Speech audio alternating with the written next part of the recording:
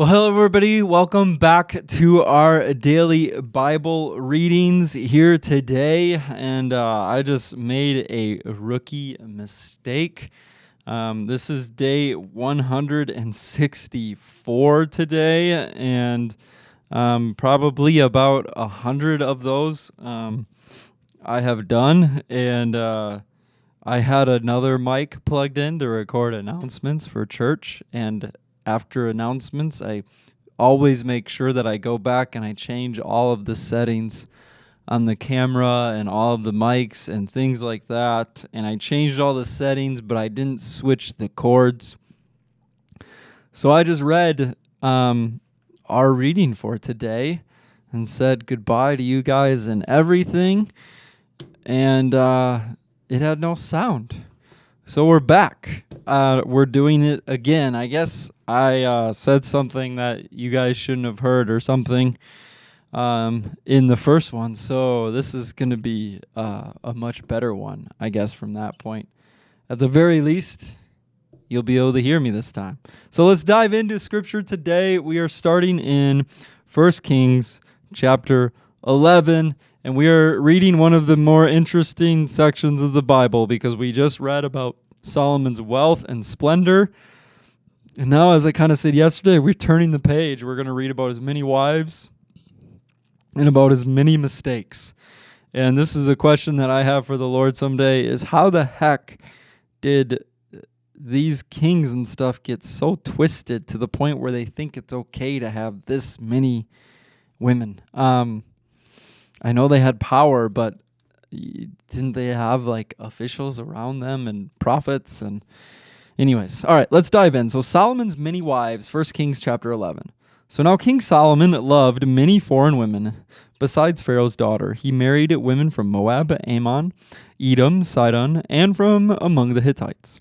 The Lord had clearly instructed the people of Israel, "You must not marry them because they will turn your hearts to their gods."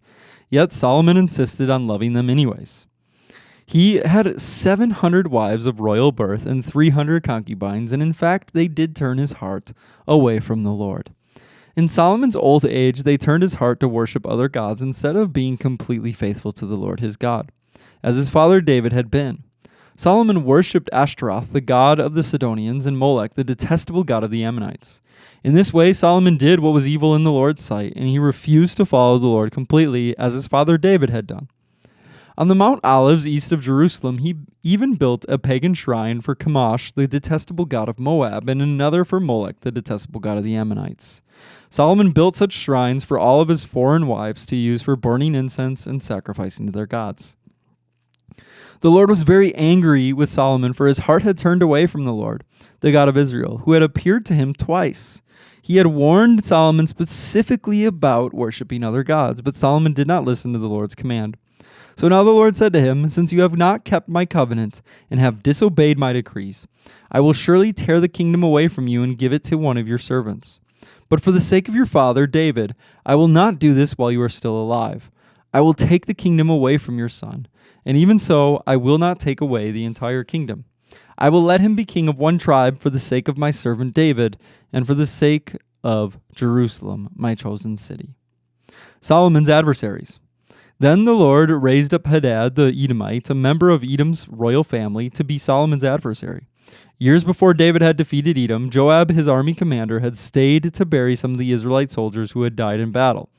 And while there, they killed every male in Edom. Joab and the army of Israel had stayed there for 6 months, killing them. But Hadad and a few of his father's royal officials escaped and headed for Egypt. Hadad was just a boy at the time. They set out from Midian and went to Paran, where others joined them, and then they traveled to Egypt and went to Pharaoh, who gave them a home, food, and some land. Pharaoh grew very fond of Hadad, and he gave him his wife's sister in marriage, the sister of Queen Tahpenes. She bore him a son named Genubath. Tahpenes raised him in Pharaoh's palace among Pharaoh's own sons. When the news reached Hadad in Egypt that David and his commander Joab were both dead, he said to Pharaoh, "Let me return to my own country." "Why?" Pharaoh asked him. "What do you lack here that makes you want to go home?" "Nothing," he replied, "but even so, please let me return home." God also raised up Rezon, son of Eliada, as Solomon's adversary. Rezon had fled from his master, King Hadadezar of Zobah, and had become the leader of a gang of rebels. And after David conquered Hadadezar, Rezon and his men fled to Damascus, where he became king. Rezon was Israel's bitter adversary for the rest of Solomon's reign, and he made trouble just as Hadad did.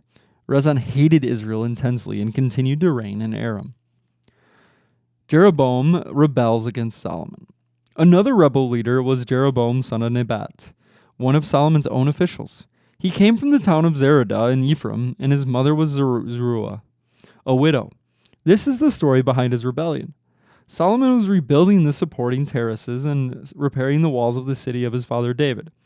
Jeroboam was a very capable young man, and when Solomon saw how industrious he was, he put him in charge of the labor force from the tribes of Ephraim and Manasseh, the descendants of Joseph. One day, as Jeroboam was leaving Jerusalem, the prophet Ahijah from Shiloh met him along the way, and Ahijah was wearing a new cloak.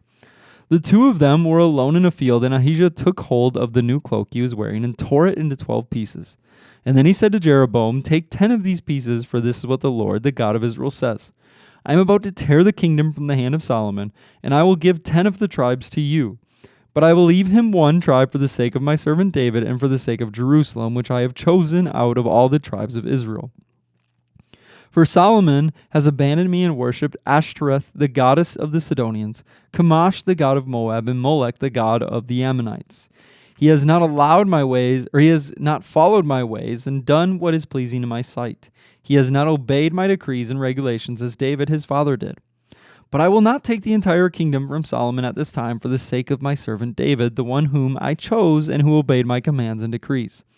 I will keep Solomon as the leader for the rest of his life. But I will take the kingdom away from his son and give 10 of the tribes to you. His son will have one tribe, so the descendants of David, my servant, will continue to reign, shining like a lamp in Jerusalem, the city I have chosen to be the place for my name. And I will choose you to be on the throne of Israel, and you will rule over all your heart desires. If you listen to what I tell you and follow my ways and do whatever I consider to be right, and if you obey my decrees and commands as my servant David did, then I will always be with you. I will establish an enduring dynasty for you as I did for David, and I will give Israel to you. Because of Solomon's sin, I will punish the descendants of David, though not forever." Solomon tried to kill Jeroboam, but he fled to King Shishak of Egypt and stayed there until Solomon died. Summary of Solomon's reign. The rest of the events in Solomon's reign, including all of his deeds and wisdom, are recorded in the book of the Acts of Solomon. Solomon ruled in Jerusalem over all of Israel for 40 years. When he died, he was buried in the city of David, named for his father. And then his son Rehoboam became the next king. Chapter 12, the northern tribes revolt. Rehoboam went to Shechem, where all Israel had gathered to make him king. And when Jeroboam, son of Nebat, heard of this, he returned from Egypt, for he had fled to Egypt to escape from King Solomon. The leaders of Israel summoned him, and Jeroboam and the whole assembly assembled of Israel went to speak with Rehoboam. "Your father was a hard master," they said. "Lighten the harsh labor demands and heavy taxes that your father imposed on us, and then we will be your loyal subjects." Rehoboam replied, "Give me 3 days to think this over, and then come back for my answer." So the people went away. Then King Rehoboam discussed the matter with the older men who had counseled his father Solomon. "What is your advice?" he asked. "How should I answer these people?" And the older councils replied, "If you are willing to be a servant to these people today and give them favorable answer, they will always be your loyal subjects." But Rehoboam rejected the advice of the older men and instead asked the opinion of the young men who had grown up with him and were now his advisors. "What is your advice?" he asked them. "How should I answer these people who want me to lighten the burdens imposed by my fathers?" The young men replied, "This is what you should tell those complainers who want a lighter burden. My little finger is thicker than my father's waist. Yes, I'm going to make them even heavier. My father beat you with whips, but I will beat you with scorpions." 3 days later, Jeroboam and all of the people returned to hear Rehoboam's decision, just as the king had ordered. But Rehoboam spoke harshly to the people, for he rejected the advice of the older counselors and followed the counsel of his younger advisors. He told the people, "My father laid heavy burdens on you, but I'm going to make them even heavier. My father beat you with whips, but I will beat you with scorpions." So the king paid no attention to the people. This turn of events was the will of the Lord, for it fulfilled the Lord's message to Jeroboam, son of Nebat, through the prophet Ahijah from Shiloh. And when all of Israel realized that the king had refused to listen to them, they responded, "Down with the dynasty of David. We have no interest in the son of Jesse. Back to your homes, O Israel. Look out for your own house, O David." So the people of Israel returned home, but Rehoboam continued to rule over the Israelites who lived in the towns of Judah. King Rehoboam sent Adoniram, who was in charge of forced labor, to restore order, but the people of Israel stoned him to death. And when this news reached King Rehoboam, he quickly jumped into his chariot and fled to Jerusalem. And to this day, the northern tribes of Israel have refused to be ruled by a descendant of David. And that is where we will pause in 1 Kings for today. And we'll jump over to Acts chapter 9 and read about Saul's conversion as he was in the midst of persecuting.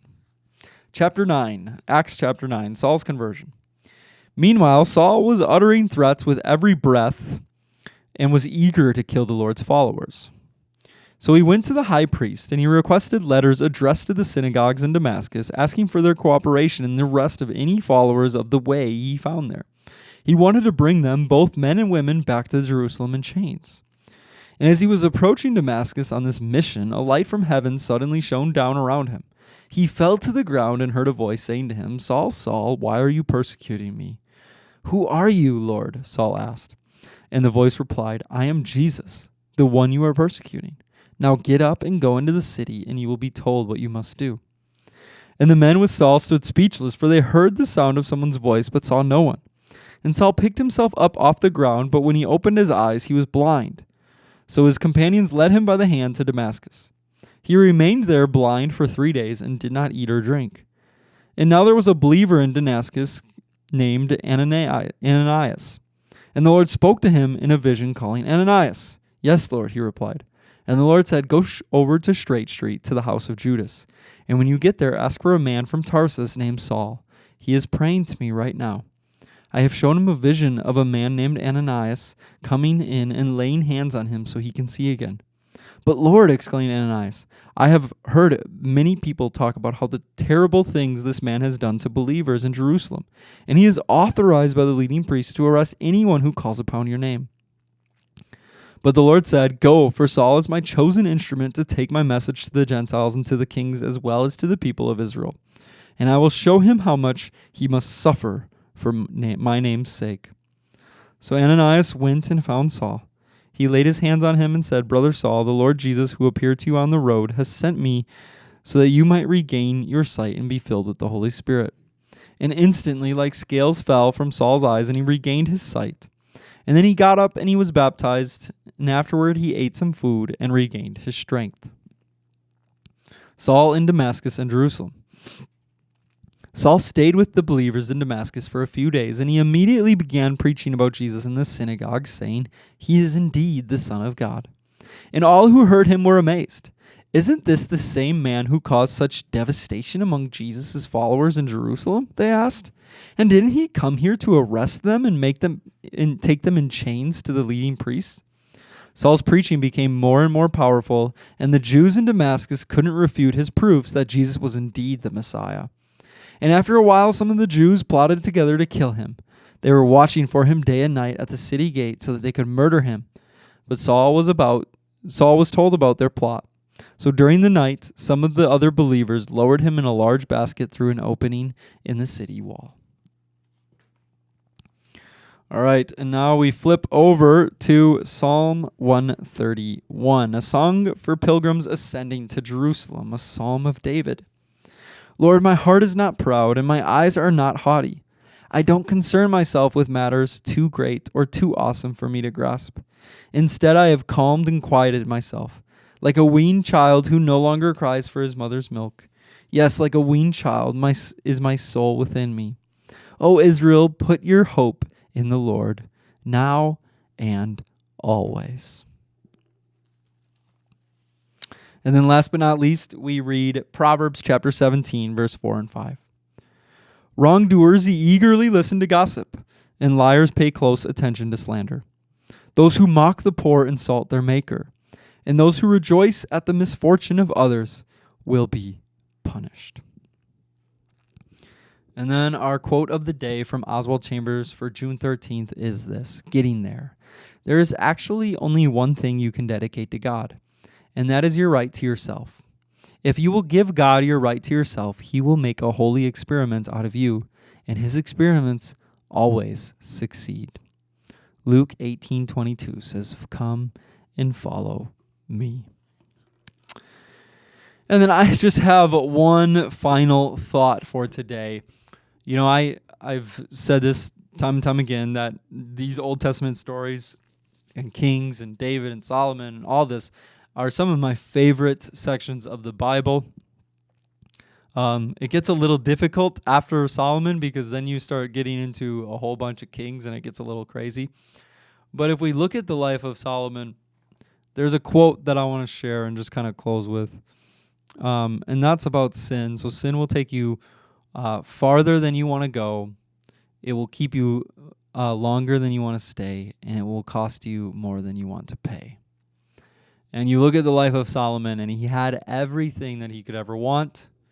He had wisdom. He had a kingdom. He was successful. He was known for honoring God. But the sin in Solomon's life took him further than he wanted to go and kept him longer than he wanted to stay. And it cost him more than he ever thought that he would have to pay. And we see the destruction of Solomon's empire that he built. Everything that he built came down to pretty much nothing after his death. So that's a serious thing for us to think about, and something that we can hopefully look to Solomon and learn that we're never wise enough. We're never strong enough. We always need to humble ourselves before the Lord.